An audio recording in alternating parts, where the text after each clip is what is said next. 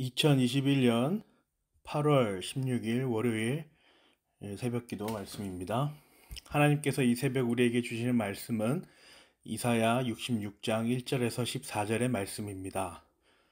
긴 본문의 단락을 한번 나누어서 읽어보겠습니다. 1절에서 4절, 외식하는 종교 지도자들을 향한 하나님의 심판입니다. 이어서 5절에서 6절은 하나님의 백성들의 표지와 그들을 조롱하던 자들이 당할 수치를 기록하고 있습니다.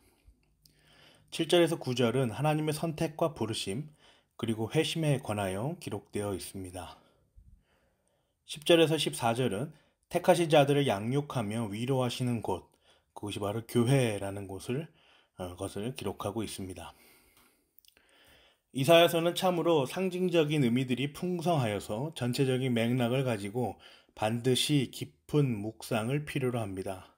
오늘 본문도 마찬가지입니다. 엄청나게 많은 신학적 보화들이 가득 차 있는 것이죠. 1절에서 4절은 외식하는 종교 지도자들을 기록하고 있습니다.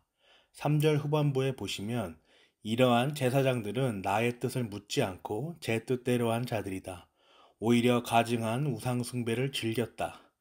가증한 우상들을 진정으로 좋아하였다.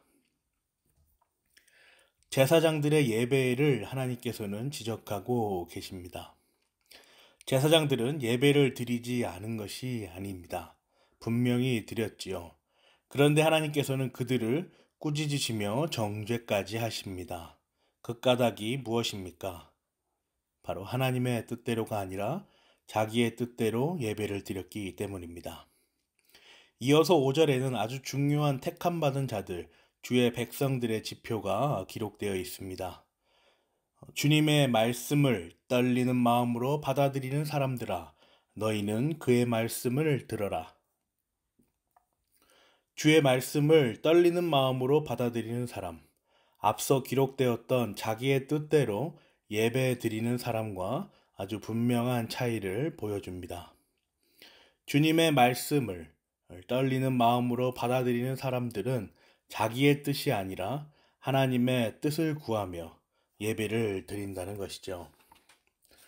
떨리다의 본뜻은 tremble이라는 단어로 경외하며 두려워한다라는 의미를 가지고 있습니다. 이 떨림의 의미가 7절에서 9절에 아주 상세하게 기록되어 있습니다. 바로 회심이라는 것이죠. 우리가 잘 아는 철학자 중 하나인 케르케고의 책 공포와 전율을 아시죠? 전율이 바로 tremble이라는 단어입니다. 또 다른 번역인 두려움과 떨림에서의 이 떨림이 tremble이라는 것이죠. 우리의 실존은 참으로 불안합니다. 전적으로 타락하여 왜곡된 하나님의 형상을 가지고 살아가기 때문이죠. 바른 것을 가지고 있지 않음에 우리 실존은 불안하다라는 말을 우리가 하고 있습니다. 그래서 이 불안한 실존은 신적인 존재이신 하나님 앞에 서면, 그의 말씀 앞에 서면 두려워하며 떱니다. 공포와 전율 가운데 있게 되는 것이죠. 7절에서 9절에 기록된 시온이 해산하는 아이, 회심하는 실존을 보여줍니다. 회심에 관하여서는 성경에서 대개 출산과 많이 비유되지요. 니고데모와의 만남을 기억하십니까? 다시 태어나는 것, 거듭남을 말합니다.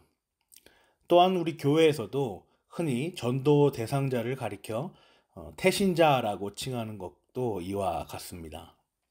7절에서 9절에 기록된 시온, 10절에 기록된 예루살렘을 사랑하는 사람들, 그리고 예루살렘을 생각하며 슬퍼하던 사람들, 이 공동체가 현재 가리키는 것은 무엇일까요? 네, 맞습니다. 바로 교회이지요. 11절에서 14절에 기록된 어미가 자식에게 젖을 먹여 그를 배부르게 하고 기뻐하게 하며 위로하는 것, 교회의 모습을 기록한 것입니다. 전체의 맥락을 다시 한번 더 잡아보겠습니다. 오늘 우리가 나눈 본문은 가증하며 자기 뜻대로 예배하는 종교 지도자들을 저주하는 하나님으로 시작하여 그들에게 수치를 입히시지만 택하신 자들에게는 주님의 말씀을 두렵고 떨림으로 받는 자들에게 말씀하시는 하나님을 봅니다.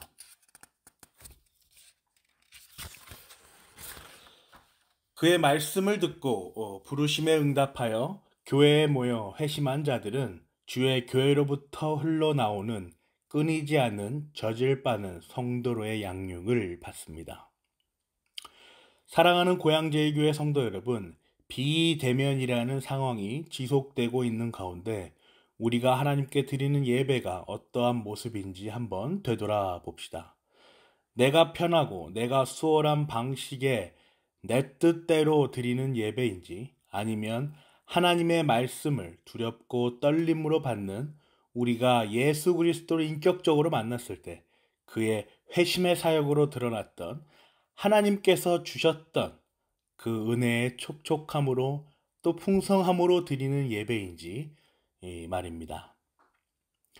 하나님께서는 그가 작정하여 예정 가운데 이끄시는 자들을 회심시키시며 교회에서 자라나게 하십니다. 하나님의 위로의 사역은 교회에서 일어납니다. 주의 말씀에 반응하는 사람이 모여 회심하는 곳, 또는 회심한 자들이 모여 양육을 받는 곳, 그곳은 바로 우리가 몸담고 있는 교회, 우리에게는 고향제일교회입니다. 끝으로 13절 말씀을 묵상하며 오늘의 말씀을 마치겠습니다. 어머니가 그 자식을 위로하듯이 내가 너희를 위로할 것이니 너희가 예루살렘에서 위로를 받을 것이다. 아멘.